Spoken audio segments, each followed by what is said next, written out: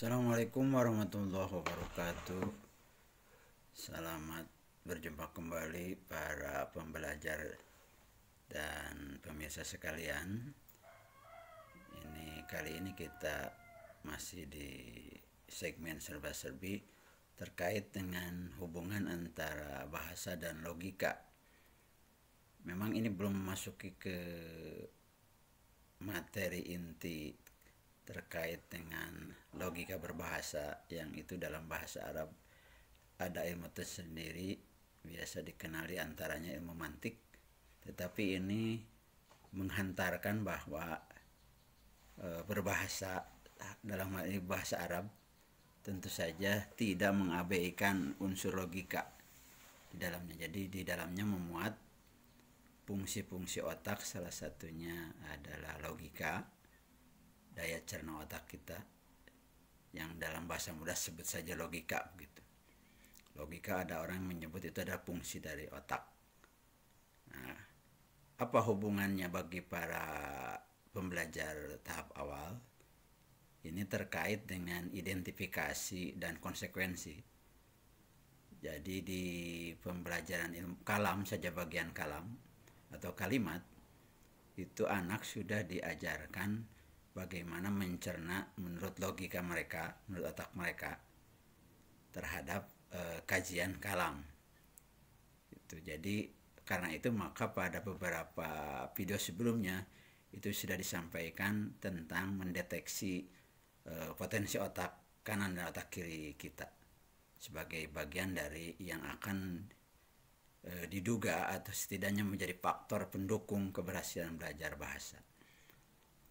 Contohnya dalam hal menerapkan logika, bahwa anak harus diajar belajar tentang logika ini, terutama untuk anak-anak yang sudah masuk remaja.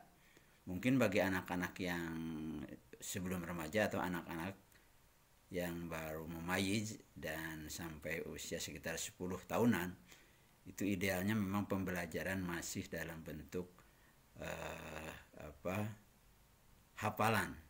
Jadi mereka tidak mesti diribetkan dengan fungsi-fungsi logika atau hubungan antara bahasa dan penguasaannya. Tapi setidaknya kita bisa memanfaatkan golden age, masa keemasan mereka, yaitu dengan sistem hafalan seperti hafalan kaidah-kaidah, hafalan syair-syair, tapi itu menyangkut tentang rumus-rumus bahasa Arab. Nah, saat ini di atas itu, jadi kebetulan saya membimbing anak-anak remaja di atas 10 tahun hingga 20 tahun. Karena itu maka sudah dikenalkan tentang logika berbahasa atau bahasa hubungannya dengan logika. Seperti contoh tadi, syarat kalam itu kan anak dikenalkan dengan syarat kalam. Maka bahasa atau kalimat atau ungkapan apapun dicerna oleh mereka berdasarkan syarat kalam yang sudah mereka pahami. Sehingga di luar itu maka itu tidak termasuk kalam, setidaknya dalam pengertian dan daya nalar mereka aja dulu dengan pemahaman atau ukuran jurumiyah, kitab jurumiyah. Jadi dengan mereka mengetahui, mengidentifikasi ciri-ciri sebuah kalam, maka logika mereka akan berpikir bahwa apabila tidak ada identifikasi ciri, maka itu berarti bukan kalam. Itu diantaranya. Disitulah logikanya akan masuk. Nah, dan itu akan berfungsi secara otomatis apabila perkembangan otaknya memang normal.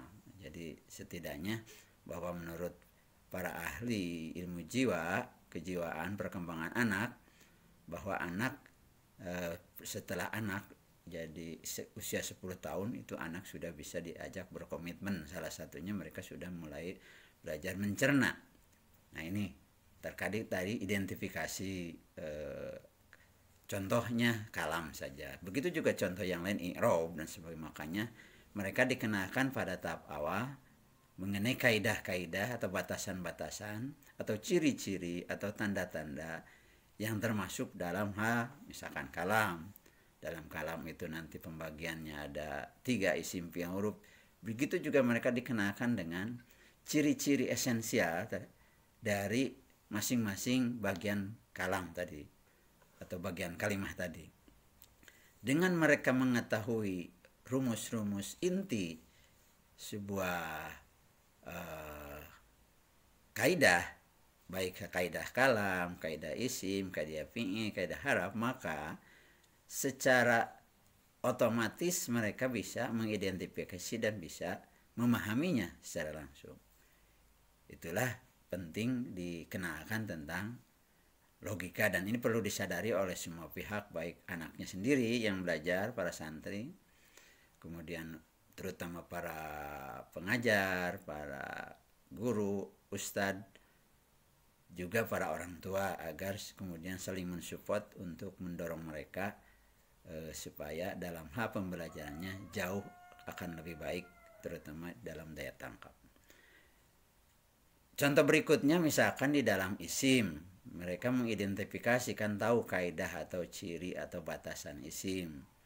Misalkan kalau dia sudah hafal, dibekali oleh hafalan awal waktu anak-anak, fal ismu yu'rafu bil hofdi.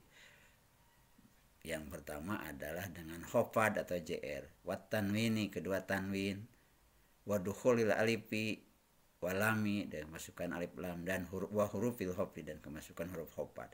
Jadi setidaknya dia sudah ada ukuran untuk mengetahui isim tadi, hofad, tanwin, kemudian alif lam atau kemasukan huruf hofad.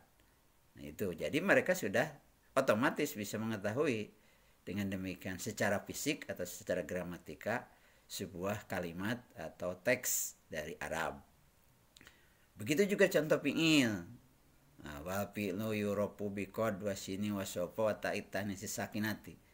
Mereka dengan 4 ciri ini bisa melihat secara fisik sebuah teks atau sebuah naskah.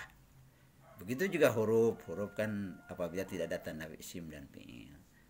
Nah, konsekuensinya maka pemahaman berikutnya baru di luar yang terlihat fisik. Seperti kalau fi'il, contoh fi'il itu kan berkonsekuensi pada penjelasan para ulama berikutnya. Berkonsekuensi ada hubungannya dengan waktu.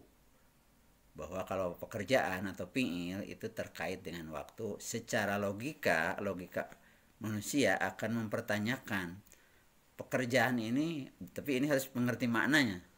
Pekerjaan ini pasti terkait waktu, seperti duduknya kapan, di mana.